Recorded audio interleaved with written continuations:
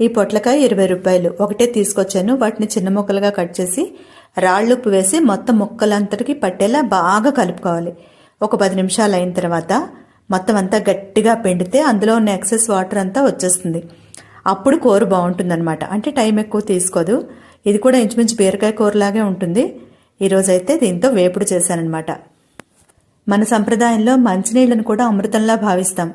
ఎందుకంటే తిండి లేకపోయినా కొన్నాళ్ళు ఉండగలం, కానీ నీరు లేకపోతే అస్సలు ఉండలేం. మనం ఆహారాన్ని, నీటిని ఇంత ప్రాణప్రదంగా, పవిత్రంగా భావిస్తాం.